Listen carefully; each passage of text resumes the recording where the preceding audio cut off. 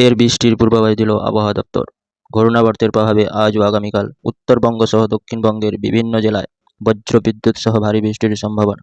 আজ থেকে বাংলার আবহাওয়াতে ফের বড়সড় পরিবর্তনের সম্ভাবনা।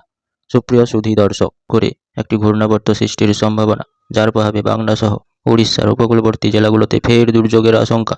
তো আসুন জেনে নিই আজকের আবহাওয়া দপ্তরের কী পূর্বাভাস রয়েছে। আজ সকাল থেকে কেমন থাকবে বাংলার বিভিন্ন জেলার আকাশ, কোথায় কোথায় রয়েছে ভারী বৃষ্টির পূর্বাভাস, আর কোন কোন জেলায় রয়েছে হালকা থেকে মাঝারি বৃষ্টির সম্ভাবনা।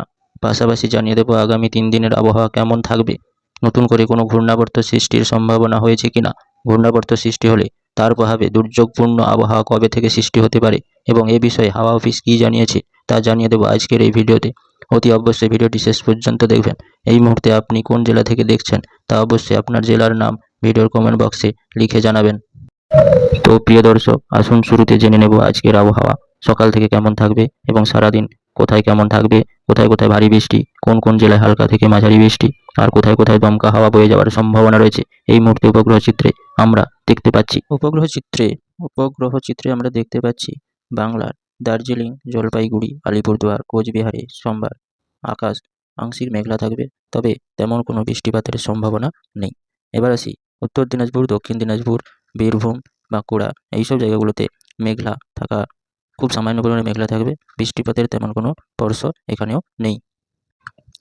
এবার চলে আসি দক্ষিণবঙ্গের মেদিনীপুর, পূর্ব মেদিনীপুর, পশ্চিম মেদিনীপুর, ঝাড়গ্রাম আর পুরুলিয়া এইসব জায়গাতে হালকা বৃষ্টির সম্ভাবনা রয়েছে এবং কলকাতা, হাওড়া, হুগলি, পূর্ব বর্ধমান, পশ্চিম বর্ধমান এইসব জায়গাগুলোতে তেমন কোনো বৃষ্টিপাতের সম্ভাবনা আপাতত সোমবারের আকাশে নেই।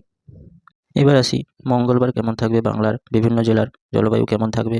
মঙ্গলবার বাংলার উত্তর 24 পরগনা, দক্ষিণ 24 পরগনা এইসব জায়গাগুলোতে আপাতত তেমন কোনো বৃষ্টিপাতের সম্ভাবনা নেই, তবে দার্জিলিং, জলপাইগুড়ি এইসব জায়গায় হালকা থেকে মাঝারি বৃষ্টির দু এক পশলা বৃষ্টি হতে পারে। কোচবিহার, উত্তর দিনাজপুর, দক্ষিণ দিনাজপুর এইসব জায়গায় তেমন কোনো বৃষ্টিপাতের সম্ভাবনা নেই বলে আবহাওয়া দপ্তর জানিয়েছে। বাকি জায়গাগুলো কেমন থাকবে তা জানিয়ে দিচ্ছি এবার চলে আসি দক্ষিণবঙ্গের জেলাগুলোতে কেমন থাকবে মঙ্গলবারের আবহাওয়া। দক্ষিণবঙ্গের কলকাতা, পূর্ব মেদিনীপুর, পশ্চিম মেদিনীপুর, পুরুলিয়া এইসব জায়গায় আংশিক মেঘলা থাকবে। উত্তর 24 পরগনা, দক্ষিণ 24 পরগনা, বাঁকুড়া এইসব জায়গাতেও হালকা মেঘলা থাকবে, তবে তেমন কোনো জোরালো বৃষ্টিপাতের কোনো সম্ভাবনা নেই আপাতত। তবে বঙ্গোপসাগরে একটা ঘূর্ণাবর্ত সৃষ্টি হয়েছে মঙ্গলবার নাগাদ। এই ঘূর্ণাবর্তের প্রভাবে উপকূলবর্তী জেলাগুলোতে প্রবল বৃষ্টিপাত এবং দুর্যোগের সম্ভাবনা সৃষ্টি হওয়ার সম্ভাবনা রয়েছে। তাই এই দুর্যোগের প্রভাব কতটা পড়বে এবং কোন দিকে যাবে, অগ্রসর হবে, এই দুর্যোগ কতটা প্রভাব ফেলতে পারে তা জানিয়ে দেবো আজকের এই ভিডিওতে। আপনারা সঙ্গে থাকুন। এই ঘূর্ণাবর্ত ক্রমশ মঙ্গলবার থেকে বুধবারের দিকে সময় যত এগিয়ে যাবে, এই ঘূর্ণাবর্ত ক্রমশ দক্ষিণ ভারতের বিভিন্ন উপকূলবর্তী জেলাগুলোতে আঘাত হানতে পারে। বিশাখাপট্টনম এছাড়া অন্ধ্রপ্রদেশ, কেরালা এইসব জায়গাতে ঘূর্ণাবাতের প্রভাব পড়তে পারে। তবে বাংলা এর প্রভাব কতখানি পড়বে এবং ঘূর্ণাবাতের কোন দিকে অভিমুখ চেঞ্জ হলে তাহলে বাংলার দিকে অগ্রসর হতে পারে তা পরবর্তী ভিডিওতে জানিয়ে দেওয়া হবে।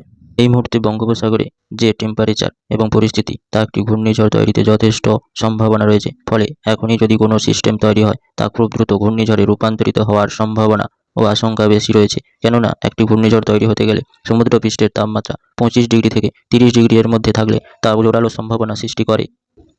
আর প্রচুর আর্দ্রতার যোগান রয়েছে এবং আর্দ্রতার যোগান থাকলে ঘূর্ণিঝড়ের শক্তি দ্রুত বৃদ্ধি পায়। ফলে এই ঘূর্ণিঝড় ঘন্টায় 100 থেকে 120 কিমি বেগে উপকূল এলাকায় আঘাত হানতে পারে। ফলে প্রবল ক্ষয়ক্ষতির সম্ভাবনা রয়েছে। খুব সম্ভাবনা রয়েছে অন্ধ্র উপকূল ও উড়িষ্যার উপকূলে আছড়ে পড়তে পারে। তবে এখনই জানানো সম্ভব নয় কোন উপকূলে আছড়ে পড়তে পারে তা নিয়ে পরবর্তী আপডেট জানিয়ে দেওয়া হবে।